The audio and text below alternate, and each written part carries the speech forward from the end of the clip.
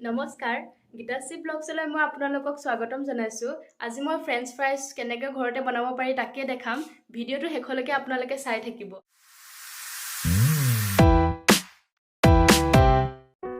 মই এয়া 9-10টা মিডিয়াম সাইজৰ আলু লৈ লৈছোঁ আৰু আলুকেইটা মই ভালদৰে বাকলি গুচাই ল'লোঁ।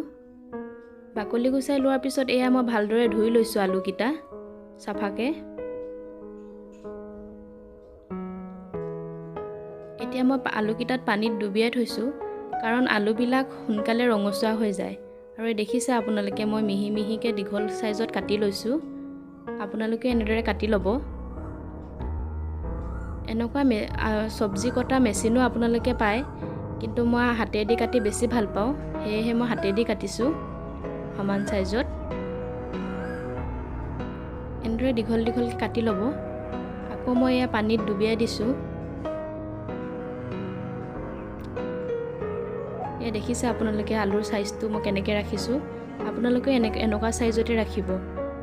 আকৌ মই ভালদৰে পানী দি ধুই লৈছোঁ।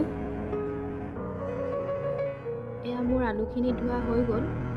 এতিয়া মই কেৰাহীটো পাতি ল'লোঁ গেছটো জ্বলাই। আৰু এতিয়া মই আলুখিনি দি দিছোঁ কেৰাহীত। আৰু এয়া মই পানী ঢালি দিছোঁ। ভালদৰে পানীত ডুব যোৱাকৈ পানী ঢালি দিব। আৰু এয়া মই 5 চামুচ নিমখ দিছোঁ কাৰণ মোৰ আলুৰ পৰিমাণটো বেছি। আৰু মিডিয়াম সাইজত জুই দি মই আলুখিনি বইল হ'বলৈ দিম 20 মিনিট সময়। 20 মিনিট বইল হৈ গ'ল আৰু এয়া দেখিছে আলুখিনিৰ পৰা ফেন ওলাইছে। এতিয়া মই ভালদৰে লৰাই দিলোঁ আলুখিনি লাহেকৈ।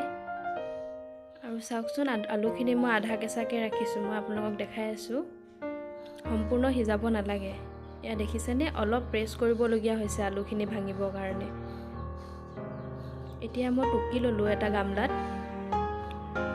এতিয়া মই ঠাণ্ডা পানীৰে ধুই দিছোঁ। এতিয়া মই আকৌ চফা পানী দি হাই ফ্লেমত 6 মিনিট বইল হ'ব দিম। এয়া মোৰ 6 মিনিট হৈ গ'ল। এতিয়া দেখিছেনে আলুখিনি কিমান চাফা হৈ আছে।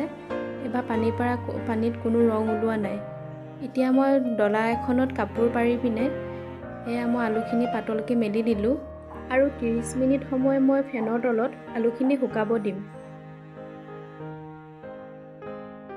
30 মিনিট হৈ গ'ল। দেখিছে মোৰ আলুখিনি।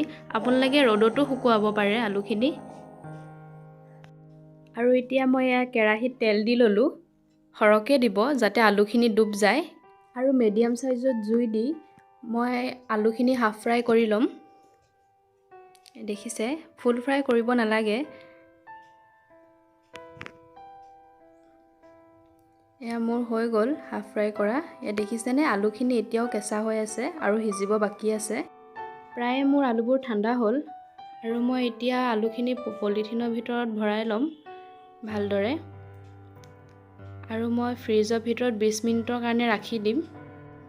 এই প্ৰচেছটো কৰিলে আলুখিনি ধুনীয়া ক্ৰিস্পি হ'ব। এয়া মই ফ্ৰিজৰ ভিতৰত ভৰাই দিলোঁ।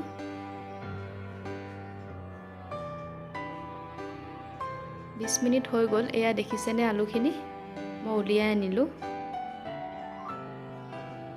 পৰিয়ে গৈছে মোৰ আলু। এতিয়া মই আকৌ কেৰাহীখন পাতি ল'লোঁ। এতিয়া মই আলুখিনি দি দিলোঁ আৰু এয়া ফ্ৰাই হ'ব দিছোঁ। হাই ফ্লেমত গেছটো ৰাখিব আৰু ৰঙচুৱা হোৱালৈকে ভাজি থাকিব আপোনালোকে আলুখিনি।